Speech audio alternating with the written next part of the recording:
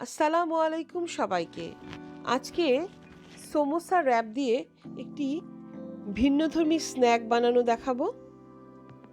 প্রথমে এই র্যাপগুলোকে একটা ময়েস্ট কাপড়ে ঢেকে রাখবো। এই র্যাপগুলো আপনারা যে কোনো সুপার স্টোরে পেতে পারেন।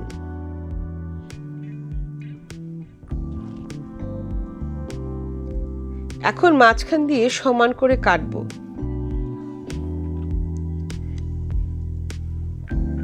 আমি এখন যেটা করব, ময়দা ও একটু লবণ দিয়ে আর একটু পানি দিয়ে একটা মিশ্রণ বানাবো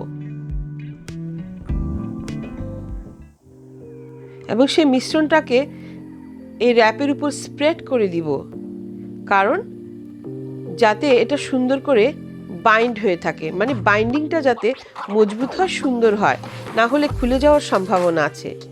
এর ভিতরে আমি এখন কিমার পুর দিচ্ছি। আপনারা চাইলে যে কোনো ধরনের পুর দিতে পারেন, ভেজিটেবল পুর দিতে পারেন, চিকেন পুর দিতে পারেন, এমনকি পিৎজা পকেটের যে পুর, মানে পিৎজা সস ও চিজ কিংবা মাশরুম, এগুলো দিয়েও পিৎজা পকেটের মতন ক্রিস্পি পিৎজা পকেট হয়ে যাবে, সেটা ওভাবেও বানাতে পারেন। আর কেউ মিষ্টি লাভার হলে আপনারা কিন্তু নারিকেল দিয়েও এটা করতে পারেন, কিংবা নিউট্রেলা। এভাবে করে আমি সবগুলো ক্রিস্পি পকেট বানিয়ে নিব। এটা কিন্তু খেতে অনেক অনেক মজা হয়। আর আপনারা এটা ফ্রোজেন করেও রাখতে পারেন, আবার ঝটপট তাড়াতাড়ি ভেজেও খেতে পারেন।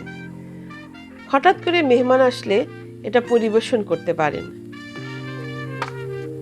এবার দেখুন ভাঁজটা আমি কি করে করেছি, ভাঁজটা একটু খেয়াল করব।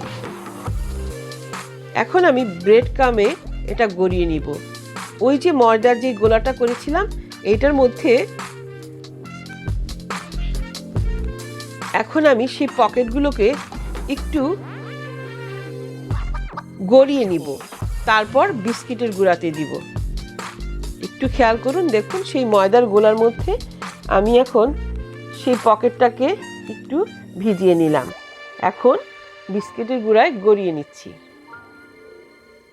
এভাবে সবগুলো হয়ে গেলে তেলে ভেজেও খেতে পারেন, আবার এয়ার ফ্রায়ারে দিয়েও খেতে পারেন। আমি এগুলোকে ফ্রোজেন করব।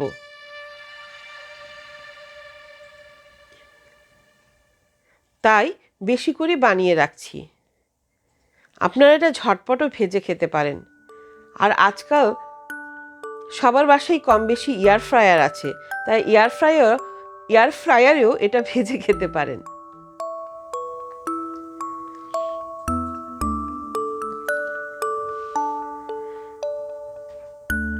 এটা শুধু বিকালের নাস্তা না, যে কোনো গেস্ট আসলে অ্যাপেটাইজার, মানে মেইন ফুডের আগে যে খাবারটা সার্ভ করা হয়, সেই অ্যাপেটাইজার হিসেবে এটা সার্ভ করতে পারেন।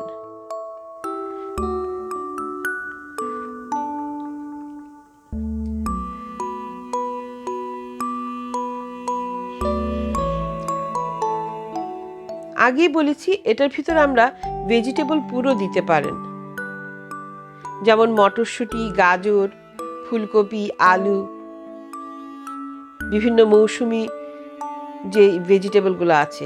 তৈরি হয়ে গেল। আমি এখন এগুলোকে ফ্রোজেন করব। সবাই ভালো থাকবেন। আল্লাহ হাফেজ।